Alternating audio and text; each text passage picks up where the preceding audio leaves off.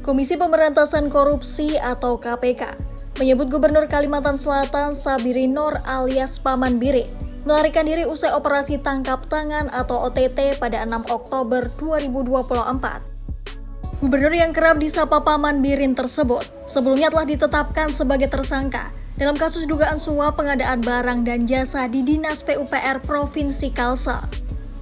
Namun hingga saat ini keberadaan Paman Birin belum diketahui.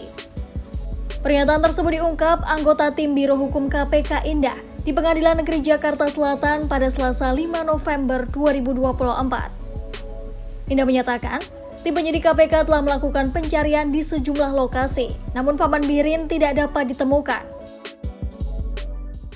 Sebagai berikut, dalam hal tersangka melarikan diri atau dalam status pencarian orang, maka tidak dapat mengajukan permohonan pra peradilan dan seterusnya. Saat termohon melakukan serangkaian tangkap tangan terhadap beberapa pihak pelaku dugaan tindak pidana korupsi berupa penerimaan hadiah atau janji oleh penyelenggara negara atau yang mewakilinya di Provinsi Kalimantan Selatan tahun 2024-2025 yang melibatkan pemohon sampai saat persidangan ini berlangsung, pemohon melarikan diri dan tidak diketahui keberadaannya meskipun termohon telah melakukan upaya pencarian di beberapa lokasi. Selain itu, KPK juga telah mengirimkan surat pemberitahuan dimulainya penyidikan atau SPDP untuk Paman Birin. Penyidik KPK sebelumnya telah menggeledah beberapa lokasi yang diduga menjadi tempat persembunyian Paman Birin. Antara lain, Rumah Dinas Gubernur Kalsel, Kantor Gubernur Kalsel, kediaman pribadi Paman Birin, Rumah Dinas PUPR Kalsel, dan lokasi lainnya. Usai OTT, Paman Birin juga diketahui tidak menghadiri beberapa kegiatan resmi pemerintahan Provinsi Kalsel, seperti rapat paripurna DPRD Kalsel dan rapat pembahasan Raperda DPRD Kalsel pada 16 Oktober lalu.